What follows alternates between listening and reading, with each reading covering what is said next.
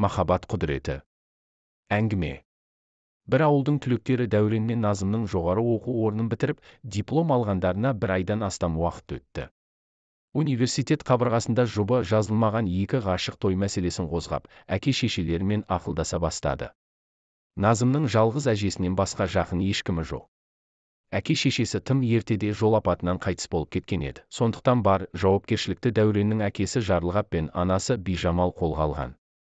Келіндеріңізді алдын ала таныстырып қояйын деп Дәурен жазғы демалыста курстасы Назымды үйге ертіп әкелген.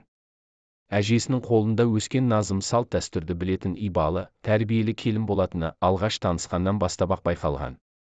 Дәуреннің әке-шешесіне иіліп сәлем беріп, Бижамалға дастархан жаюға көмектесіп, осы үйдегі үлкен-кішінің көңілінен шықты. Ең аяғы осы үйдің кенжесі Гүлжамалға дейін Назымнан сыйлық ретінде әдемі сөмке, орамал алып, мәз-мейрам. Сөйтіп, Дәурен жоғары оқу орнын бітіргелі тойға дайындалып, қарбалас жүрген. Назым аудан орталығындағы дүкенге барып, қалыңдық көйлегін сатып алуға кеткен. Тосын хабар бүкіл ауылды есеңгіретіп жіберді. Назымдар отырған такси тежегіші істемей қалғып, қарсы келе жатқан жүк машинасымен соғысып, жол апаты орын алыпты. Назым ауыр халде, ал такси жүргізушісі тіл тартпай кеткен көрінеді. Аудандағы ауруханаға келген соң дәрігерге жолығып, Назымның жай күйін білгенше Дәуреннің тынысы тарылғандай болды. Назым ауруханаға өте ауыр халде түсті. Әйтеуір, аман алып қалдық. Аяқтарына күрделі ота жасалды. Қазір дәрігерлердің бақылауында. Егер беті бері қараса ертеңдері жай палатаға ауыстырып, емдеуді жалғастырамыз, деді дәрігер. Дәурен мең-зең мына тосын хабардан есеңгіреп қалғандай есін жия алмай, үйге ұнжырғасы түсіп келді. Дәуреннің әке-шешесі мына қайғылы хабарды жұрттан естіп алыпты. Содан тура 3 айдан соң ғана достары Назымды ауруханадан қоларбаға таңып шығарып алды. Күн сайын палатаға келген Дәуренді көргенде Назымның көзіне мөлтілдеп жас толып, Дәуренге қатқылдау тіл қататын. Дәурен, мен енді мүгедек болып қалдым. Саған ешқандай өкпем жоқ, тағдырдың басқа салғанына көнем. Аяқ қолы сау басқа қызға үйленсең қарсы емеспін, бұдан былай менің жүрегімді жаралап, маған келмеші деп сан рет қиыла өтінген. Жол апаты болғанына сен кінәлі емессің, мені неге көргің келмейді, ал мен бар өмірімді саған арнағым келсеше. Жоқ, мен сенің мүгедекті бағып, өміріңді қор қылуыңа жол бере алмаймын, мен сенің бақытты болуыңды қалаймын. Қалайша түсінбейсің, Дәурен? Егер менің бақытты болуымды қаласаң жаңағыдай сөзді айтпа. Менің бақытым сенсің, Назым. Деп сабырлы жауап беріп, сөзін жалғастырды. Егер сенің орныңда мен болып, дәл осылай екі аяғымнан айырылсам, сен мені тастап кетер ме едің, Назым? Жоқ, әрине. Бірақ ондай жаман сөз айтпашы, аман болшы, жаным. Демек, мен де сені тастап кете алмаймын, бұдан былай бұл туралы айтудың қажеті жоқ. Мен шешімімді өзгертпеймін. Дәурен достарымен бірге Назым отырған қоларбаны таксиден жайлап түсіріп, әжесінің үйіне әкелді. Күн сайын келіп, қоларбамен бақ ішінде қыдырып, Назым екеуінің бақытты ерлі-зайыпты болатынына сендіріп бақты. Дәурен, мен де сені сүйемін, бірақ саған өмір бойы масыл болғым келмейді деген бірде Назым. Мұндай сөзіңді естімейтін болайын. Сен маған масыл емессің, сен менің бағымсың. Деген Дәурен екеуі сол күні бақтан көңілді оралды. Ертеңіне Дәурен әке-шешесімен той жайлы қайта сөйлесуді жөн көрген. Көке, мен Назымға үйленем, екеуміз жоғары оқу орнын бітірген соң үйленіп, үй болуға уәделескенімізді өзіңіз білесіз. Университетті бітіріп, диплом алдық, ендігі мақсатым сүйген қызым Назыммен қосылып, отбасын құру. Ұлым-ау, өмірлік жар таңдау оңай емес.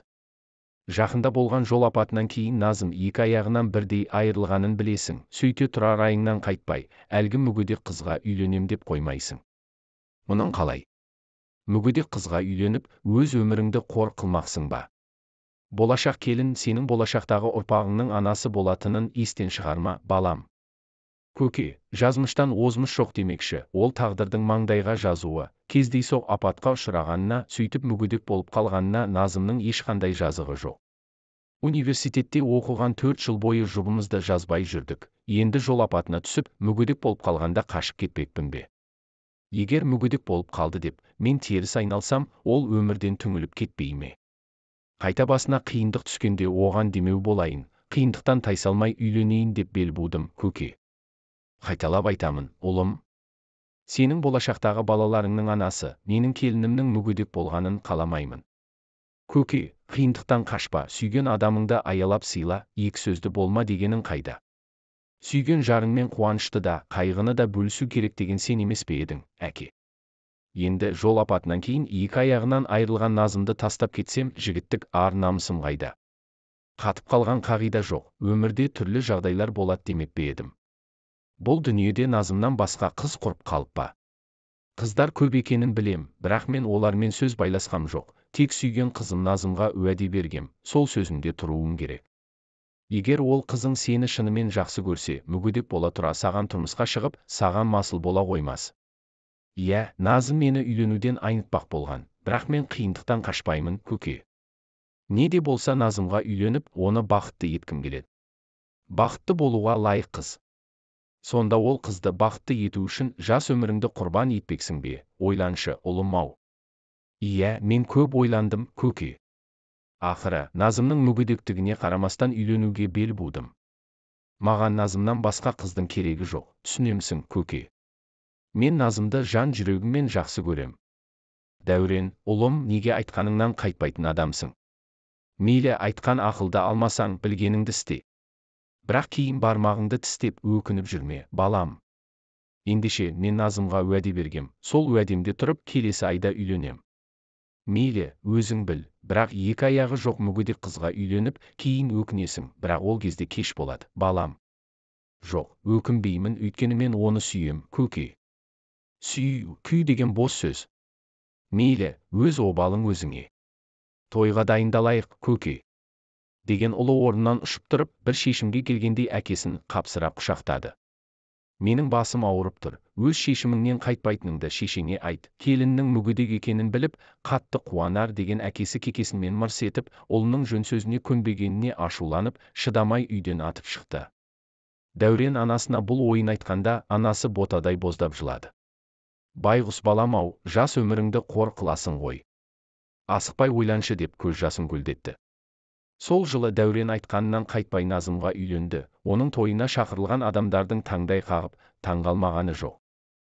Ойпыр-ай, жоғары оқу орнын бітірген соқталдай азамат. Не басына күн туып, мүгедек қызға үйленді, біреудің жалғыз қызы болған соң кәрі әжесінің байлығына қызықты ма екен? Мұнда не сыр бар екен? Мына мүгедектер арбасына таңылған қызға, аяқ-қолы балғадай жігіттің үйленгені қандай сұмдық. Сірә, жігіттің басын айналдырып, сиқырлап алған ғой, әйтпесе бұл мүмкін емес, пішту, ертең айырылады. Көр де тұр. Деп табалап, бір-екі өсекші әйел беттерін шымшыды. Жастық өмірін өксітіп, бұл қай қылығы. Қол аяқтары сапсау жас қыздар толып тұрғанда, ешкім табылмағандай мүгедекке үйленгені-ай. Мейлі, ертең өкінер, бірақ кеш болар деп жанашыр ағайындарына шейін дастархан басында өзара күңкілдесті. Дәуреннің анасы Бижамал жалғыз ұлы Дәуреннің үйленгеніне бір жағынан қуанса, екінші жағынан қатты толқыды. Мүгедек қызбен қосылып, бала сүймей екі тізесін құшақтап өтеме. Ұлым неге келешегін ойламады деген ой көкейінен кетпеді. Бірақ ежелгі сабырлы мінезімен тойдың жөн жоралғысын жасап, сыр білдірмеді. Мейлі, өмір көрсетер. Мүмкін кейінірек қателескенін түсініп, айырылысып кетер. Әйтеуір, Алланың басқа салғанына көнерміз деп күйеуі жарылғапты да сабырға шақырған. Сонымен той өтіп, күнделікті күйбең тіршілік басталған. Дәурен жас келіншегі Назымның асты үстіне түсіп, қолынан келгенше қас-қабағына қарайды. Кешке жұмыстан келе сала қоларбаны сүйретіп, үй маңындағы баққа серуенге алып шығады. Қашан көрсең де келіншегін жас баладай мәпелеп, үстіндегі киімдерін күн сайын ауыстырып, тамақтандырып бәйек болып жүргені. Әке-шешесі осының бәрін көрсе де көрмегенсіп, ойларын сыртқа шығармаған күйлері томаға тұйық. Тәрізі іштерінен қашанғы бәйек болар, өзі-ақ мүгедек келіншегін күтуден жалығар деп ойлаған сыңайлары бар. Арада 3-4 ай өткенде мүгедек келіндерінің екі қабат екенін білген Дәуреннің әке-шешесі бұған не қуанарын, не қайғырарын білмей дал болды. Айы күні жеткенше Дәурен келіншегін алақанына салып аялап, толғағы келгенде ауруханаға апарып, дәрігерлер мүгедек келіншектің ішін жарып алып, бала аман-есен дүниеге келді. Тұңғыштары балпанақтай ұл екен. Бижамал мен Жарылғап ұлан асыр шілдехана тойын жасап, баланың атын Арман деп қойды. Арманды бағып қаққан Бижамал немересінің Дәуреннен аумай қалғанына дән риза. Құдды сенің кішкентай кездегі суреттеріңнен айнымай қалған деп таңғалатын. Келін табалдырықтан аттағалы қабағын ашпаған жарылғап атасына дейін жылы шырай таныта бастады.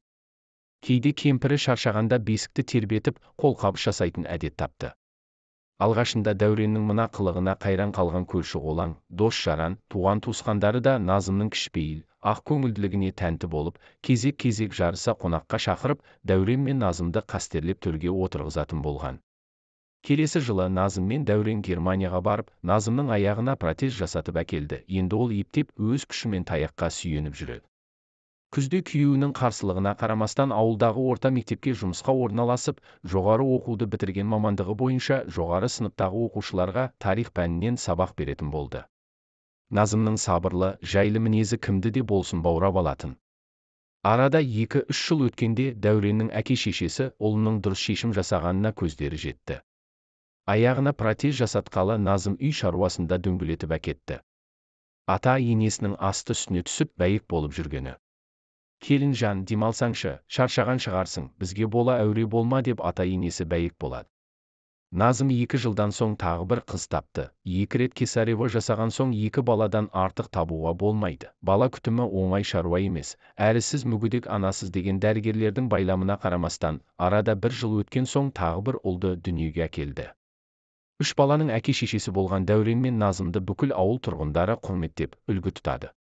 Сырт жұрт көп нәрсені біле бермейді. Бірақ осы жақсылықтың қандай қиындықпен келгенін Дәурен мен Назым ғана білетін. Жол апатынан кейін 2 аяқтан айырылып, мүгедек болып қалғанда өмір сүргім келмеген. Сенің арқаңда дүниедегі ең бақытты әйел болдым, жаным деп оңашада күйеуі Дәуренге еркелейтіні бар.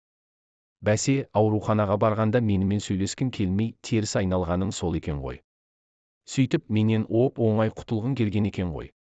Оның бола қоймас, мен сүйген қызымнан оңай айырыла қоятын босбелбеу жігіт емеспін деп Дәурен әзіл шыны аралас қалжыңдай сөйледі. Біз қандай бақыттымыз, Дәурен, деген келіншегі күйеуін аялай құшақтады. Online Kazakhstan.